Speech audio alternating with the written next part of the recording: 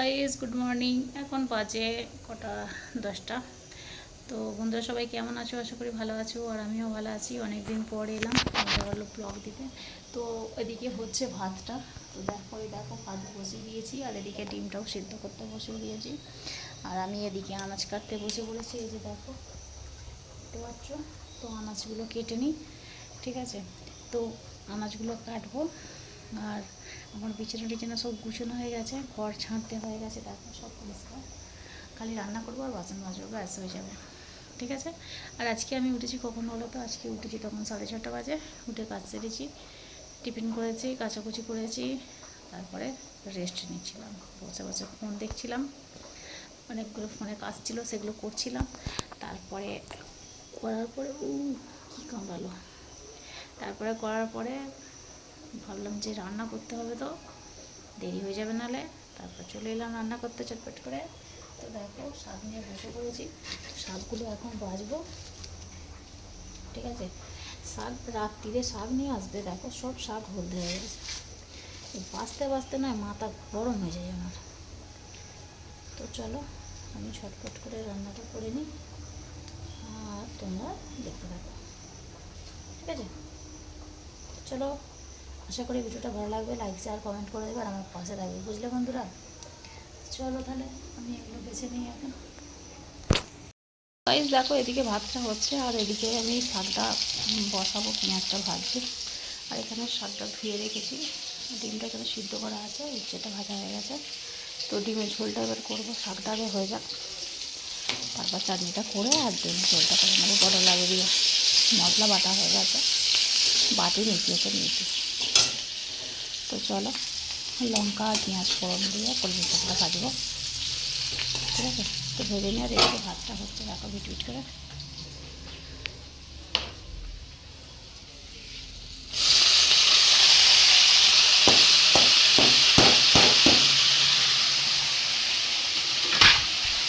তো চলো শাকটা ভেজে নিয়ে যাবে, তারপরে চাটনিটা করবো, চাটনিটা হয়ে যাবে।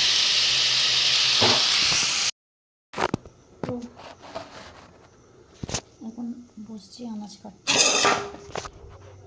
চলো বন্ধুরা, আনাজটা কেটে নিই ঝটপট করে, ঠিক আছে?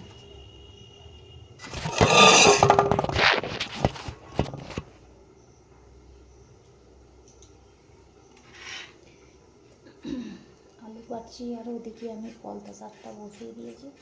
তো পলতা শাকটা হচ্ছে, আর আমার এদিকে লেবু টমেটো কাটা হয়ে গেছে, আর কাটবো এখন আলু।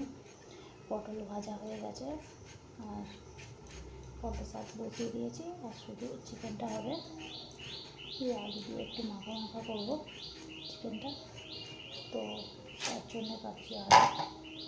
তো চলো বন্ধুরা ছটফট করে কেটে নিই। কুমড়ো এনেছে কালকের জন্য, টিফিনে আমাদের তরকারি হয় তো কুমড়ো, তার জন্য কুমড়ো এনেছে, টিফিনের তরকারি হবে বলে। তো এখন আমি এগুলো কেটে নিচ্ছি, আগে আলুটা কেটে নিই।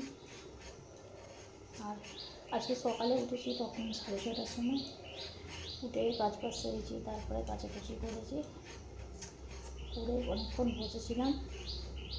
তারপরে বিছানা পরিষ্কার করে গল্প জল দিয়ে এখন চলে এসেছি রান্না বসাতে। 10:30টা তো প্রায় বেজেই গেছে। তো তার জন্য ভাবলাম চলো রান্নাটা করে নিই। আর ওদিকে দেখো, এই দেখো ভাত হচ্ছে, আর একদিকে হচ্ছে শাকটা বসিয়ে দিয়েছি, হচ্ছে। তো হোক ততক্ষণ, আর আমি এদিকে ততক্ষণ আদা রসুনটা বেটে আলুটা কেটে ফেলি। এই যে কাটছি।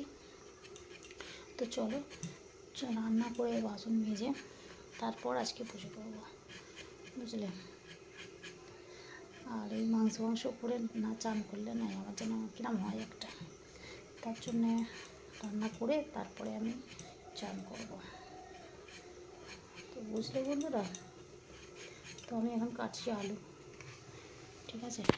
ভিডিওটা যদি ভালো লাগে লাইক শেয়ার কমেন্ট করে দেবে, আমার পাশে থাকবে প্লিজ বন্ধু। গাইস দেখো, এখনও পটলের তরকারিটা হচ্ছে, এটা হলেই হয়ে যাবে, নাবি নেবো এবারে, খালি একটু ঝোলটা মরবে।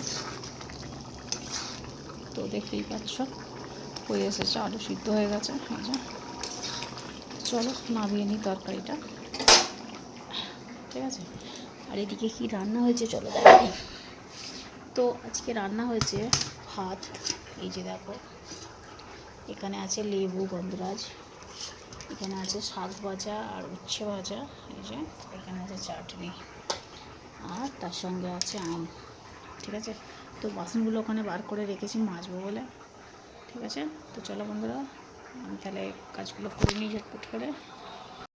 বন্ধুরা, ভিডিওটা আমি এখানে শেষ করছি। আবার দেখা হবে নতুন একটা ভিডিওতে। ততক্ষণ সবাই ভালো থেকো, সুস্থ থেকো, আর অল টাইম স্পেন্ড করো। চলো টাটা, গুড নাইট। আমাদের এখানে বৃষ্টি হচ্ছে, জানো তো।